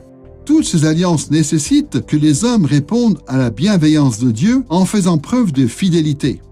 Et toutes révèlent les conséquences de l'obéissance et de la désobéissance, à savoir la bénédiction et la malédiction. Globalement, les commentateurs s'accordent à dire que c'est dans le cadre de la prophétie de Nathan, dans 2 Samuel chapitre 7, versets 1 à 17, que Dieu conclut son alliance avec David. Le terme alliance, bérite en hébreu, n'apparaît pas dans ce passage. Mais Nathan adresse ses paroles à David alors que ce dernier est au sommet de ses premières années de bénédiction, et ces paroles révèlent les clauses fondamentales de l'alliance conclue avec David. En outre, vers la fin du livre, l'auteur de Samuel fait explicitement référence à l'alliance entre Dieu et David. Écoutons ce que dit David dans 2 Samuel chapitre 23 verset 5. « Il, Dieu, a conclu avec moi une alliance éternelle, en tout bien établi et qu'il respectera toujours. » Comme David l'indique ici, Dieu a conclu avec lui une alliance éternelle, Berit Olam en hébreu, alliance qui n'aura pas de fin, qui sera en tout bien établie et que Dieu respectera toujours. Autrement dit, l'alliance conclue entre Dieu et David garantit que sa dynastie va régner en Israël pour toujours. Comme Psaume 89 et 132 l'indiquent également, à partir de maintenant, la dynastie davidique est une caractéristique permanente du royaume de Dieu. La promesse que Dieu fait à David dans 2 Samuel chapitre 7 est d'une grande importance pour l'histoire de la rédemption. C'est un chapitre essentiel pour bien comprendre l'histoire de la rédemption en général. Nous voyons dans ce chapitre ce qu'on appelle l'alliance davidique. C'est une alliance très importante dans laquelle nous discernons une nouvelle facette du Sauveur, un Sauveur qui sera en fait le fils de David. L'expression « fils de David » n'est pas courante dans l'Écriture. Chaque fois qu'on rencontre cette expression, il faut penser au mot « roi ». David est en effet le roi, et, dans ce chapitre, le Seigneur promet que c'est son fils qui va un jour s'asseoir sur le trône pour toujours. L'un des descendants de David sera roi, pour toujours sur son trône. Dieu a fait preuve de bienveillance envers David et sa dynastie en l'établissant de manière permanente sur Israël. Mais Dieu exige aussi que son peuple le serve et lui soit fidèle. Ainsi, le peuple est soumis aux conséquences de l'obéissance et de la désobéissance, à savoir la bénédiction et la malédiction. Dans le cadre de cette alliance avec David, écoutons ce qui est dit dans 2 Samuel, chapitre 7, versets 14 et 15, à propos de la réserve émise au sujet de Salomon, le premier héritier du trône de David. « S'il fait le mal, je me servirai d'homme pour le corriger par des coups et des châtiments. Mais je ne lui retirerai jamais ma faveur, comme je l'ai retiré à Saül. » Dans Psaume 89 et 132, une attention similaire est accordée aux clauses de l'Alliance qui exigent que les descendants de David soient fidèles à Dieu. Mais dans ce passage, nous constatons que Dieu va corriger la dynastie de David si elle fait le mal. Dieu va corriger la dynastie de David par des coups et des châtiments. Autrement dit, en utilisant ses ennemis pour créer des problèmes. Mais avec la conclusion de l'alliance entre Dieu et David, un nouveau jour est arrivé. Comme Dieu le déclare dans ce verset, il ne retirera jamais sa faveur comme il l'a retiré à Saül. Ainsi, bien que Dieu ait complètement rejeté Saül et ses descendants du trône d'Israël, il indique clairement qu'il ne va jamais rejeter la dynastie de David. Malgré les problèmes que David et ses fils ont créés en Israël, la dynastie de David va représenter le peuple d'Israël devant Dieu pour toujours. Comme nous venons de le voir, notre auteur révèle que l'alliance entre Dieu et David représente le point culminant de la transition entre la période des juges et celle de la royauté en Israël. Intéressons-nous maintenant à la deuxième moitié du but global de l'auteur, pour qu'Israël fonde ses espoirs sur les justes gouverneurs de la dynastie de David et pour que les promesses du royaume de Dieu s'accomplissent. Le but littéraire du livre de Samuel est de montrer qu'Israël peut avoir confiance en la dynastie davidique, quels que soient ses problèmes, et ce, malgré les souffrances que l'infidélité de cette dynastie a provoquées en Israël. Infidelidad de la casa davídica había acarreado para Israel. El autor quiere mostrar. L'auteur veut montrer que David et sa dynastie ont été choisis par Dieu pour régner. Puis, dans tout le livre, il montre qu'Israël peut avoir confiance en cette dynastie, même en dépit de ses échecs. El autor quiere mostrar que Israel debía tener confianza, aun a pesar de los fracasos de la dinastía davídica. Comme nous l'avons vu un peu plus tôt dans cette leçon, l'auteur de Samuel parle de ce monde, le monde du passé, pour répondre aux défis auxquels ses premiers lecteurs doivent faire face dans leur monde. Et qu'ils aient vécu à l'époque du royaume divisé ou pendant l'exil babylonien, une chose est évidente. Tout au long de ces siècles, Dieu a déversé de nombreuses malédictions sur son peuple à cause des péchés de la dynastie de David. Le peuple a non seulement été divisé, mais il a aussi connu des difficultés économiques, la maladie et des déroutes militaires avant d'être finalement envoyé en exil loin de la terre promise. Tous ces problèmes ont soulevé des questions importantes pour les responsables d'Israël. Que doivent-ils faire? Qui doivent-ils appeler à l'aide? Beaucoup d'entre eux ont tout simplement perdu espoir de voir des jours meilleurs. D'autres se sont appuyés sur eux-mêmes, sur d'autres dieux, sur des alliances conclues avec d'autres nations, sur de nouvelles familles royales, sur tout et n'importe quoi, mais pas sur la dynastie davidique qui venait d'échouer. Mais l'auteur de Samuel insiste sur le fait qu'il n'y a qu'une seule réaction qui soit acceptable aux yeux de Dieu. D'abord, le peuple ne doit pas perdre espoir que les promesses du royaume de Dieu s'accomplissent. Bien que les problèmes endurés par les premiers lecteurs de Samuel aient rendu la situation très difficile pour beaucoup en Israël, notre auteur réaffirme avec force que les promesses liées au royaume de Dieu vont bien s'accomplir. Dans les temps les plus anciens, Dieu révèle que l'histoire va atteindre sa destinée ultime lors de l'établissement de son règne sur toute la terre par le moyen du service et de la fidélité des hommes. Moïse enseigne ce principe fondamental dans le récit de l'alliance que Dieu a conclue avec Adam. En tant qu'image de Dieu, Adam et Ève ont pour mission de remplir la terre, de la dominer et de répandre les merveilles du jardin d'Éden dans le monde entier. Dans le cadre de son alliance avec Noé, Dieu confirme la mission qu'il a confiée aux hommes. C'est le privilège et la responsabilité du peuple de Dieu, vivant dans un monde déchu, de dominer la terre et de la remplir avec ses images. Dans le cadre de son alliance avec Abraham, Dieu révèle que le peuple d'Israël est la seule famille terrestre qu'il a choisie pour être à la tête de l'humanité et pour transformer le monde en royaume de Dieu. Dans le cadre de son alliance avec Moïse, Dieu fait des 12 tribus d'Israël une nation et leur permet de conquérir la terre promise. Cette terre est la patrie à partir de laquelle le royaume de Dieu va se répandre jusqu'aux confins de la terre. Et dans le cadre de son alliance avec David, Dieu établit la dynastie de sa famille royale qui va permettre à la nation de connaître son grand destin. Mais quand l'auteur de Samuel écrit son livre, beaucoup d'Israélites ont du mal à croire aux promesses que Dieu a faites à David. Le peuple doit en effet faire face à des malédictions dévastatrices de la part de Dieu, malédictions qui se sont abattues sur le peuple par l'intermédiaire de la dynastie de David en personne. Dans les premières pages du livre, il n'est donc pas étonnant que l'auteur de Samuel parle de la confiance d'Anne qui croit en l'avenir du royaume de Dieu. Écoutons à nouveau ce que dit Anne dans sa louange rapportée dans 1 Samuel, chapitre 2, verset 10. Ceux qui contestent contre Dieu sont brisés. Du haut du ciel, il tonne contre eux.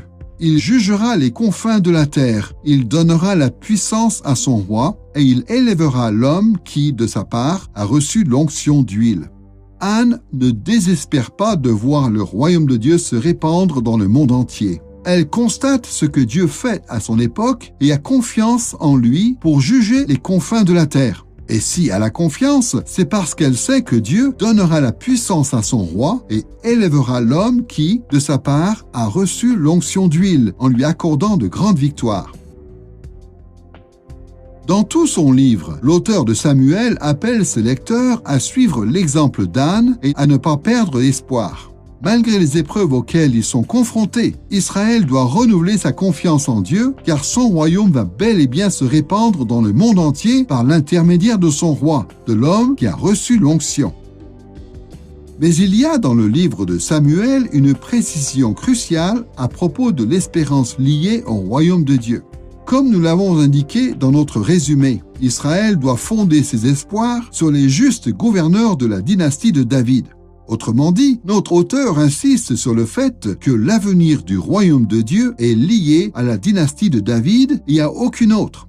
En outre, Dieu a décrété que ce futur glorieux serait lié au juste gouverneur de la dynastie de David. Comme nous l'avons déjà dit, notre auteur explique que l'alliance conclue entre Dieu et David est le point culminant de l'époque où Israël passe de la période des juges à celle de la royauté. Et selon les clauses établies par cette alliance, peu importe ce que font les fils de David, peu importe jusqu'où ils vont dans leur rébellion contre Dieu, ce dernier ne va pas remplacer la dynastie de David par une autre.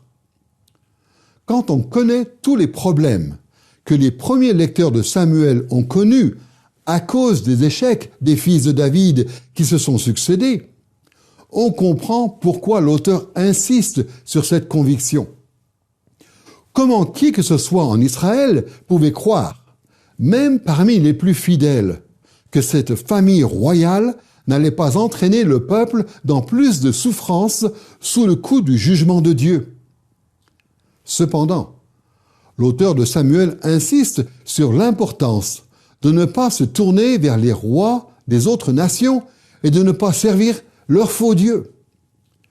Le peuple ne doit même pas se tourner vers les autres rois d'Israël, que ce soit les descendants de Saül ou les nombreux rois qui ont régné sur le royaume du Nord. En fait, le peuple ne doit se tourner vers personne d'autre en dehors des rois issus de la dynastie de David. Bien entendu, cette confiance placée en David et sa dynastie ne signifie pas que Dieu va déverser ses bénédictions sur son peuple et répandre son royaume dans le monde entier par l'intermédiaire de n'importe quel roi de la dynastie. Pas du tout. L'auteur de Samuel indique clairement que David lui-même est tombé sous le coup des malédictions de Dieu quand il a violé sa loi. En outre, notre auteur et ses premiers lecteurs savent que les problèmes liés au royaume divisé et à l'exil s'étaient abattus sur eux en raison de l'échec des fils de David. Notre auteur insiste donc sur l'importance d'avoir un fils de David qui obéit à la loi de Dieu, un fils de David qui soit un juste gouverneur des hommes. Écoutons la façon dont notre auteur révèle l'espérance d'Israël dans 2 Samuel, chapitre 23, versets 3 à 5. Dans ces dernières paroles de David, voici ce que nous lisons.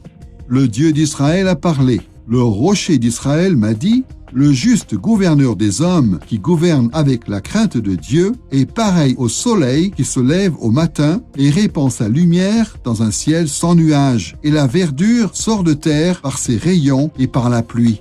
N'en est-il pas ainsi de ma dynastie devant Dieu, puisqu'il a conclu avec moi une alliance éternelle, en tout bien établie, et qu'il respectera toujours.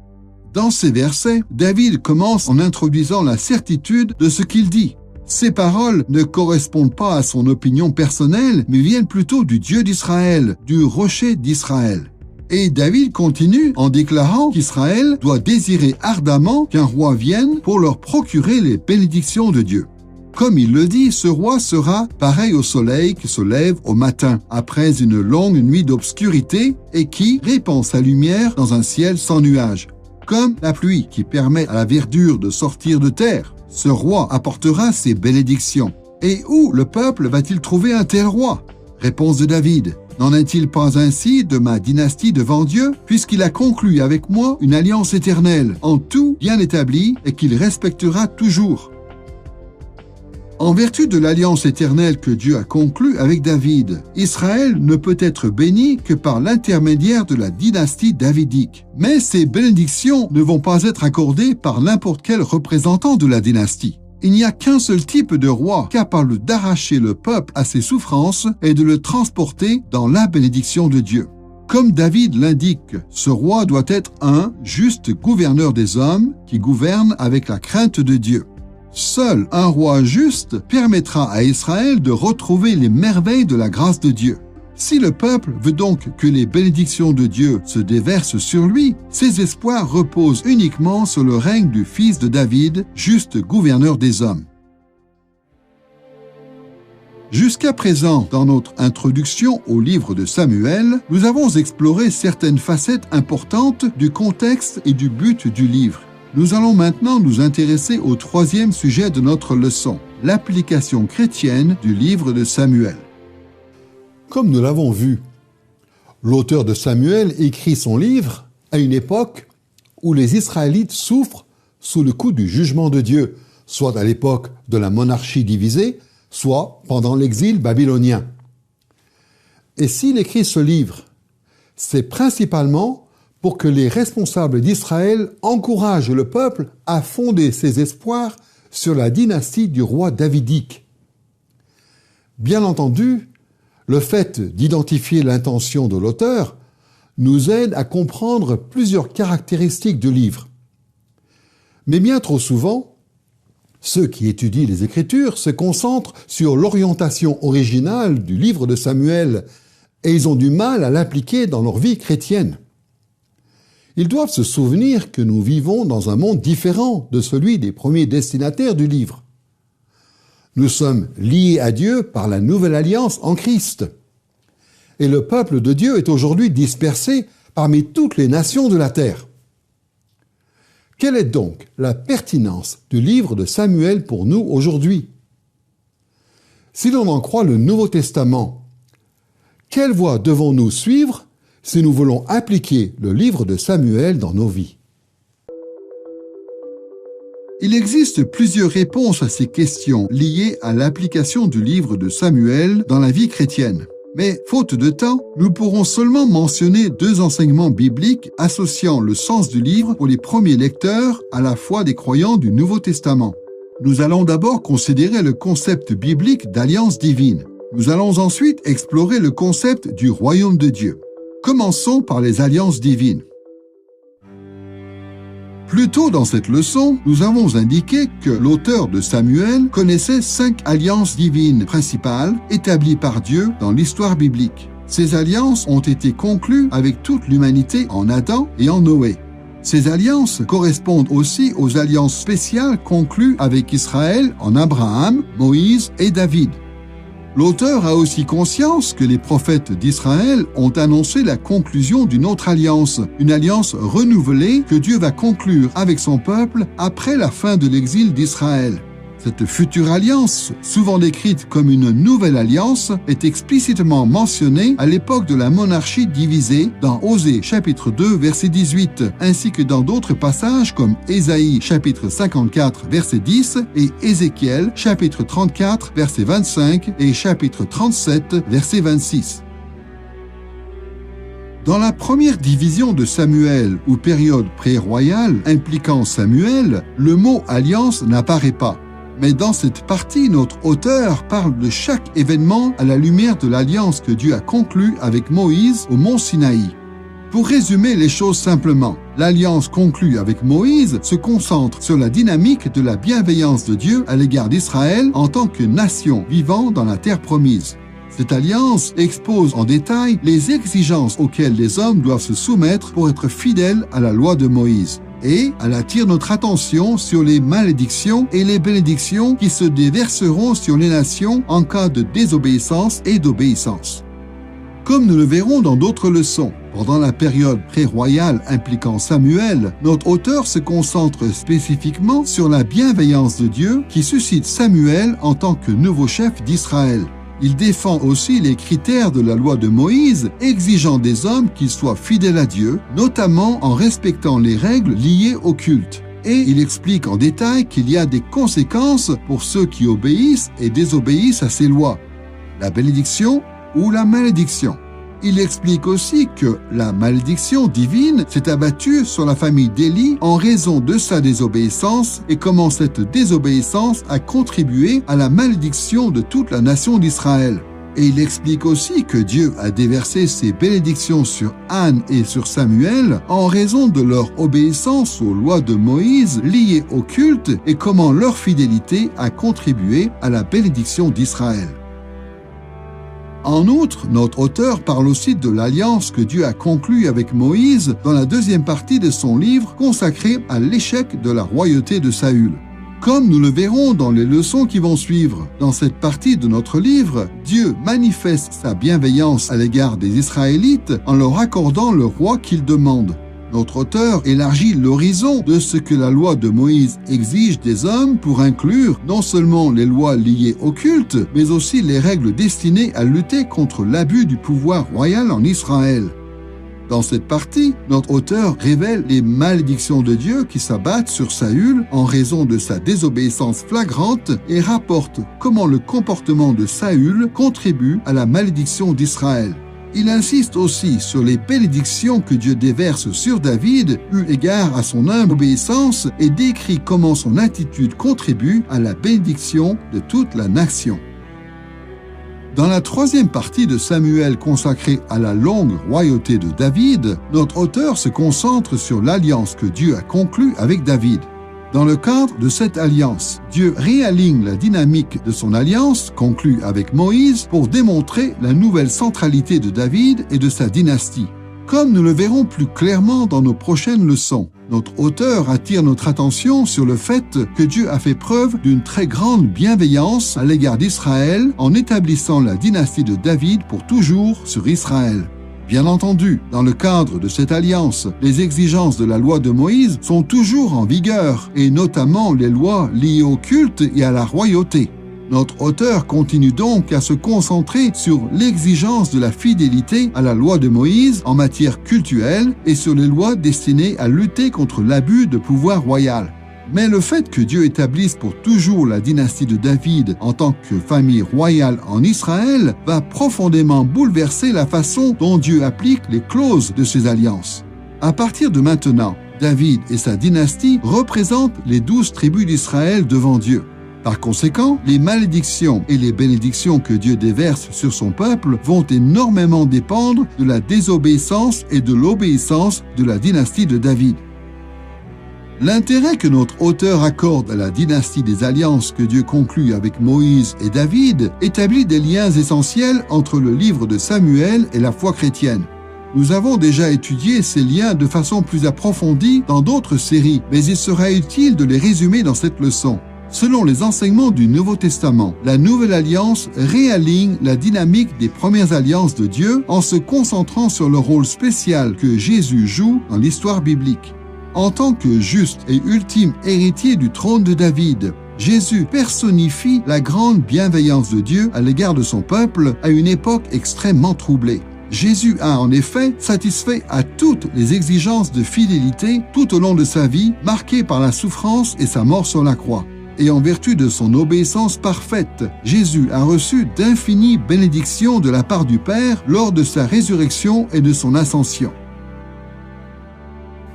Dans 2 Samuel chapitre 7, Dieu fait à David une grande et merveilleuse promesse d'une importance phénoménale dans la mesure où elle détermine toute la suite de l'histoire de la rédemption. Cette promesse prévoit la venue de Jésus-Christ qui descend de David et qui a bâti un temple plus grand que celui de Salomon. Non pas un temple fait de pierre, mais le temple du peuple de Dieu, c'est-à-dire l'Église. Et ce Jésus-Christ, qui descend de David et qui est ressuscité d'entre les morts, règne pour toujours sur le royaume davidique. La promesse de 2 Samuel 7 est donc d'une importance capitale, car elle détermine et met en évidence le reste de l'Ancien Testament, ainsi que la perspective du Nouveau Testament, qui déclare à plusieurs reprises et à des endroits cruciaux que Jésus-Christ est le descendant de David. Ainsi, de la même manière que le livre de Samuel reconnaît le rôle crucial que jouent Samuel, Saül et David en tant que responsables d'Israël dans le cadre des alliances, nous devons reconnaître que Christ est le médiateur parfait de la nouvelle alliance. Le livre de Samuel fournit plusieurs exemples de loyauté humaine. Plusieurs responsables d'Israël ont en effet obéi et désobéi aux exigences de Dieu. Mais en tant que fils unique de David, l'exemple de Jésus contraste totalement avec tous ceux qui ont désobéi dans le livre de Samuel. En outre, la perfection incomparable de Jésus surpasse de loin tous ceux qui ont obéi dans ce même livre. Voilà pourquoi le Nouveau Testament nous appelle à fonder tous nos espoirs sur Jésus, car lui seul promet de délivrer tous les vrais croyants des malédictions éternelles que Dieu déversera sur les non-croyants le jour du jugement dernier. Et seul Jésus peut donner aux croyants les bénédictions éternelles que Dieu accordera à son peuple. En plus de tout cela, le livre de Samuel attire aussi notre attention sur la dynamique des alliances divines dans la vie quotidienne de tous les croyants de l'Ancien Testament. Et de la même manière, le Nouveau Testament explique comment cette dynamique s'applique dans la vie quotidienne des disciples de Christ. Avant le retour du Christ dans la gloire, chaque manifestation de la bienveillance de Dieu à l'égard de son peuple dans le livre de Samuel nous rappelle la façon dont Dieu a manifesté sa bienveillance à l'égard de son Église. Chaque exigence de fidélité nous rappelle que le Nouveau Testament nous demande d'être reconnaissants et fidèles à Dieu pour ce qu'il a fait pour nous en Christ. Et chaque fois que le livre de Samuel rappelle les malédictions et les bénédictions temporaires que Dieu a déversées sur son peuple, cela nous invite à méditer sur la façon dont Christ, dans sa sagesse incomparable, déverse des malédictions temporaires sur son Église pour la discipliner et des bénédictions temporaires pour la récompenser. Ainsi, quand on étudie le livre de Samuel à la lumière du Nouveau Testament, nous avons de nombreuses occasions de l'appliquer dans nos vies quotidiennes. L'application du livre de Samuel dans la vie chrétienne est en grande partie possible en raison de son insistance sur les alliances divines. Mais nous devons nous rappeler que le thème biblique du royaume de Dieu peut aussi nous aider à appliquer ce livre dans nos vies aujourd'hui. Comme nous l'avons dit, l'auteur de Samuel a façonné chaque facette de son livre en ayant à l'esprit un seul et même thème fondamental. Il appelle Israël à fonder ses espoirs sur la juste gouvernance de la dynastie davidique pour que le royaume de Dieu se répande par l'intermédiaire de cette dynastie. Malheureusement, nombreux sont les chrétiens qui ont perdu de vue combien la diffusion du royaume de Dieu est importante dans la vie chrétienne. Et cela explique les difficultés qui sont les nôtres quand il s'agit d'appliquer ce thème important du livre de Samuel dans nos propres vies. Mais en réalité, par l'intermédiaire de ses apôtres et de ses prophètes, Christ a parfaitement confirmé que la foi du Nouveau Testament n'annule jamais l'espérance en relation avec le royaume de Dieu. En fait, le Nouveau Testament met en évidence que l'espérance que l'auteur de Samuel présente à ses premiers lecteurs est accomplie dans le cadre du royaume de Christ. Pour constater combien cela est vrai, il suffit de se rappeler ce qui s'est passé en Israël entre l'époque du livre de Samuel et celle du Nouveau Testament. Le livre des Chroniques, d'Esdras, d'Agé et de Zacharie nous apprennent qu'en 538 avant Jésus-Christ environ, des représentants de toutes les tribus d'Israël exilés à Babylone sont rentrés à Jérusalem. En rentrant dans leur pays, ces exilés ont apporté avec eux l'espérance glorieuse de la reconstruction et de l'expansion du royaume de Dieu grâce à Zorobabel, descendant de David. Mais tous ces livres indiquent clairement que Zorobabel n'a pas réussi à exercer son règne avec justice. Après quelques fêtes accomplies sous son autorité, nous n'apprenons rien de plus sur lui. Le peuple d'Israël a continué à se détourner de Dieu, ce qui l'a amené à déverser plus de malédictions sur son peuple. La plupart des Israélites sont donc restés à l'extérieur de la terre promise, et les quelques personnes qui sont rentrées ont souffert sous la tyrannie de nations païennes et de leurs faux dieux. Pendant plus de 5 siècles, les Babyloniens, les Mèdes et les Perses, les Grecs et les Romains ont dominé sur le peuple de Dieu. Aucun descendant de David ne fut assez juste et le royaume de Dieu a presque disparu de la surface de la terre. Mais tout au long de ces siècles, il y a toujours eu un reste fidèle qui a continué à croire aux promesses de Dieu. Grâce aux prophètes, le peuple savait que, dans les derniers temps, dans la dernière partie de l'histoire, Dieu allait envoyer un fidèle descendant de David. Ce fidèle descendant allait expier les péchés du peuple, puis revenir à la vie pour s'asseoir sur le trône de David, son père. De son trône, ce descendant allait ensuite répandre le royaume de Dieu dans le monde entier et apporter des malédictions et des bénédictions éternelles. Et bien sûr, cette promesse est au cœur de la foi chrétienne et de l'Évangile, la bonne nouvelle du royaume de Dieu en Christ. Après plus de 500 ans d'attente, Jésus, le Fils parfaitement juste de David, est né. C'est lui, le fidèle roi d'Israël, qui répand le royaume de Dieu jusqu'aux confins de la terre. Cet enseignement central à propos du royaume de Dieu accompli en Christ occupe une place particulièrement importante dans l'esprit des auteurs du Nouveau Testament. Pour ces auteurs, Jésus est clairement celui en qui s'accomplissent tous les espoirs que le livre de Samuel fonde sur la dynastie de David. Par exemple, Luc, qui a écrit l'évangile de Luc et le livre des Actes, fait explicitement référence à plusieurs événements du livre de Samuel qui se sont accomplis en Christ. Il s'inspire notamment de la première partie de Samuel, la période pré-royale impliquant Samuel à 2 reprises. Dans Luc chapitre 1, versets 46 à 55, Marie entonne un chant de reconnaissance dans lequel elle loue Dieu en attendant la naissance de Jésus. Écoutons ce qu'elle dit des versets 51 à 53. Dieu est intervenu de toute sa puissance et il a dispersé les hommes dont le cœur était rempli d'orgueil. Il a précipité les puissants de leur trône et il a élevé les humbles. Il a comblé de biens ceux qui étaient affamés et il a renvoyé les riches les mains vides. Plusieurs commentateurs ont remarqué que ces versets et d'autres parties du cantique de Marie coïncident avec le cantique d'Anne qui loue Dieu pour la naissance de Samuel dans 1 Samuel chapitre 2 versets 1 à 10. Dans ce cantique, Anne célèbre Dieu qui a inauguré une nouvelle ère en déversant des malédictions sur ses ennemis et des bénédictions sur son peuple fidèle. Et Marie célèbre le fait que Dieu soit à l'œuvre de la même manière par l'intermédiaire de la naissance de son Fils Jésus. Remarquons aussi que l'évangile de Luc fait également référence à la période pré-royale impliquant Samuel quand il est question de la naissance de Jésus. Dans Luc chapitre 2 verset 52, voici ce qui est dit à propos des premières années de Jésus. Jésus grandissait et progressait en sagesse et il se rendait toujours plus agréable à Dieu et aux hommes. Voici maintenant ce qui est dit dans 1 Samuel chapitre 2 verset 26. Le jeune Samuel continuait à croître et il gagnait de plus en plus la faveur de Dieu et celle des hommes.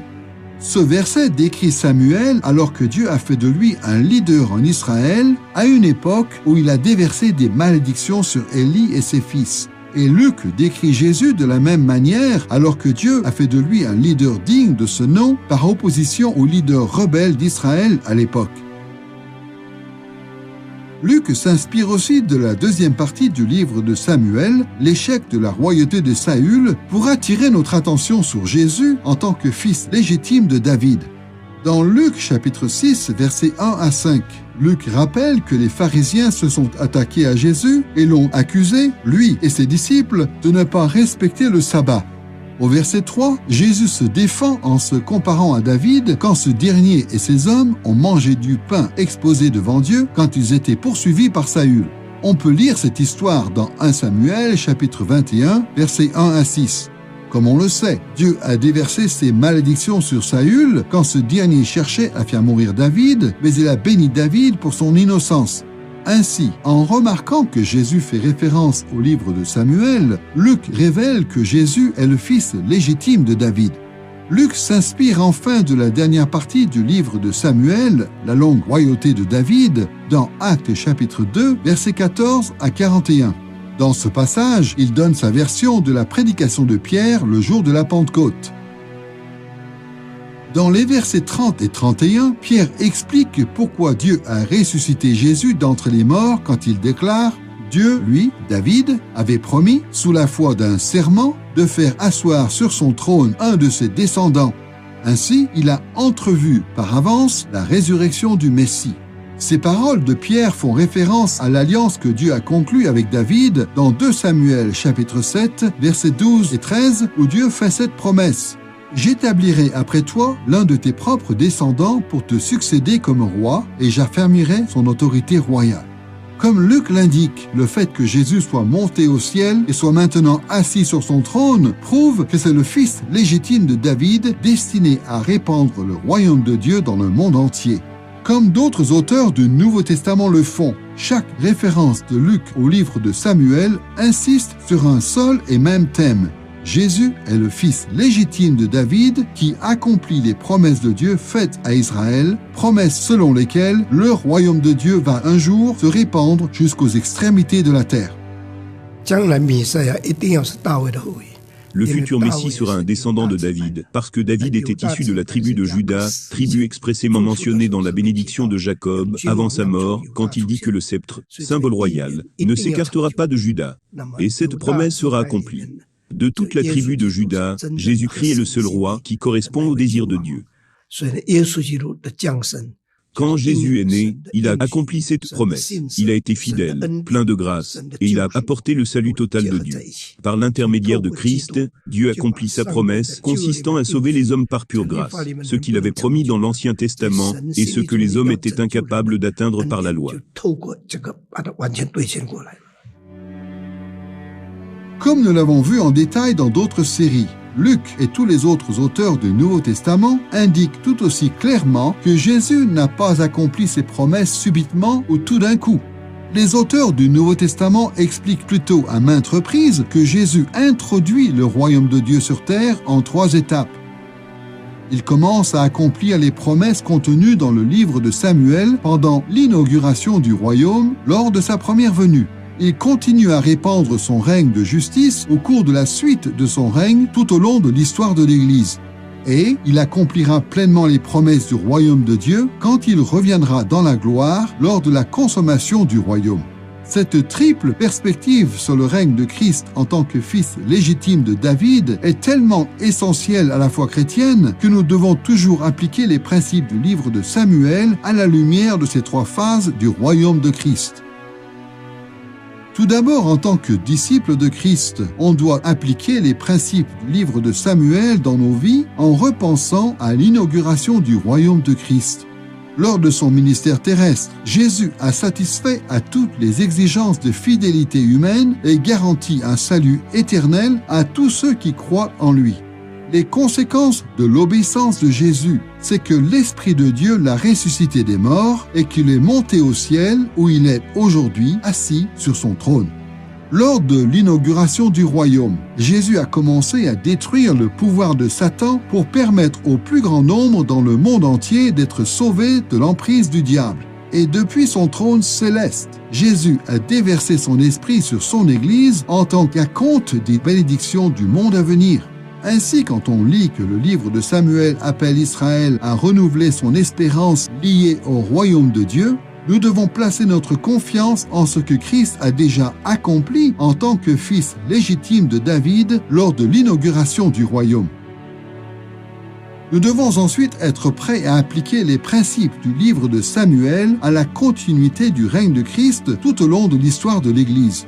Depuis plus de 2000 ans, Jésus a déployé son règne de justice de jour en jour depuis son trône céleste. Et à chaque instant, il a accompli de plus en plus de promesses liées aux espoirs que l'auteur de Samuel fonde sur le règne de justice de la dynastie de David. Grâce à la prédication de l'Évangile, Christ continue à vaincre les adversaires de Dieu. Il a sauvé du royaume des ténèbres un nombre incalculable d'hommes, de femmes et d'enfants dans le monde entier. Et nous pouvons avoir l'assurance qu'il continuera à le faire tout au long de l'histoire de l'Église. L'auteur de Samuel appelle ses premiers lecteurs à fonder tous leurs espoirs sur le règne de justice de la dynastie davidique quand ils sont confrontés à des difficultés décourageantes. De la même manière, nous devons nous tourner de tout notre cœur vers le succès que Christ a remporté en tant que roi lors de la continuité de son règne.